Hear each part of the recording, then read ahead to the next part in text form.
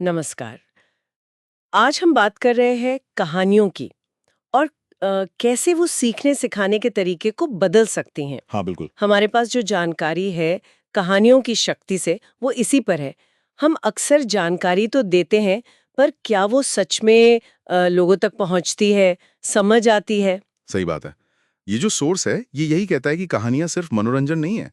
वो एक एक ज़रिया है अनुभव बाँटने का, उसे महसूस कराने का। हम्म। आप सोचिए, सिर्फ तथ्य मतलब लिस्ट दे दो, कौन याद रखता है? लेकिन कहानी, वो दिमाग में बैठ जाती है। बिल्कुल। और इसमें एक बड़ा अच्छा उदाहरण भी है ना, एक कोच का। हाँ, हाँ, वो 3C वाला। हाँ, उन्होंने आत्मविश्वास के 3C सिखाए।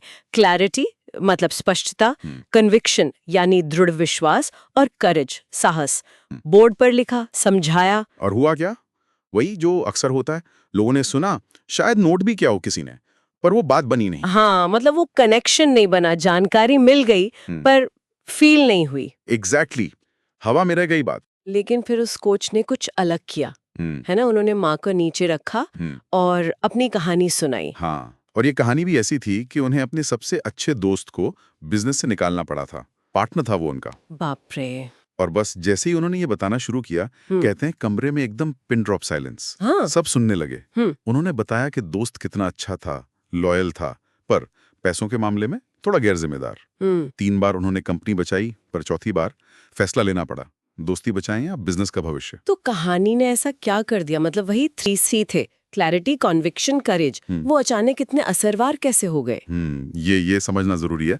देखिए, कहानी ने उन शब्दों को सिर्फ शब्द नहीं रहने दिया। है ना? हाँ। उसने उन आइडियाज को एक असल, मुश्किल और बहुत ही इमोशनल मानवीय अनुभव से जोड़ दिया। अच्छा। लोगों ने सिर्फ कॉन्सेप्ट नहीं सुना, उन्होंने उस कोच की कश्मकश को, उस मुश्किल फैसले को महसूस किया।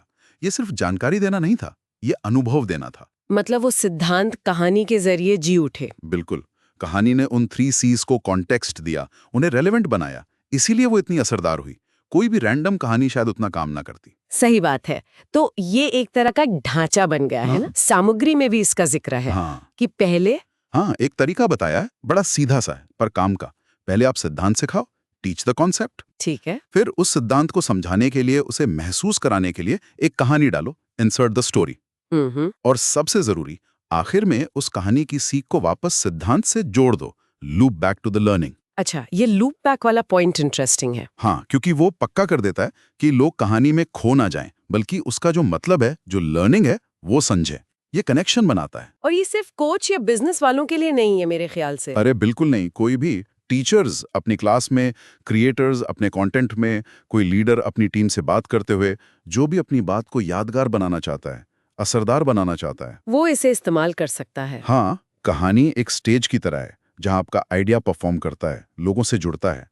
बस कहानी सही चुननी होगी, जो उस आइडिया से मेल खाए। एक और बड़ी दिलचस्प बात कही गई है इसमें कि कहानी जितनी पर्सनल होगी, हाँ, जितनी सच्ची होगी, हाँ, उसका जो सबक है वो उतना ही यूनिवर्सल होगा, उतना ही ज्यादा लोगों को अपनी सी लगेगी। ये बात बहुत सही है। हम अक्सर सोचते हैं कि परफेक्ट दिखना है, सब अच्छा-अच्छा बताना है, लेकिन लोग वो असलियत से कनेक्ट करते हैं, ईमानदारी से। हम्म। जब कोई अपनी मुश्किल, अपनी वल्नरेबिलिटी शेयर करता है ना, तो सुनने वाला सोचता है, हाँ, मैं भी ऐसा महसूस करता हूँ, या मैं इस सिचुएशन को समझ सकता हूँ। वो कनेक्शन बनता है। परफेक्शन तो कई बार दूरी बना देता है। सही कहा। सही कहा है। सच्चाई एक पुल बनाती है। बिल्कुल। तो मतलब निचोड़ यही है कि अगर किसी आइडिया को सिर्फ बताना नहीं है, बल्कि किसी के अंदर उतारना है। तो उसे कहानी में बुनकर दिखाइए। कहानियां मुश्किल या एब्स्ट्रैक्ट आइडियाज को मानवीय चेहरा देती हैं, उन्हें संदर्भ देती हैं और सबसे बड़ी बात, उन्हें यादगार बनाती हैं।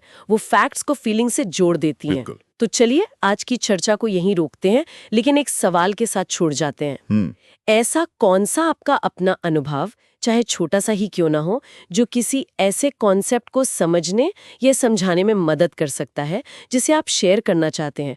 और कहानी कहने में ये जो ईमानदारी है, वो कैसे रिश्ते बनाती है? सोचिएगा जरूर।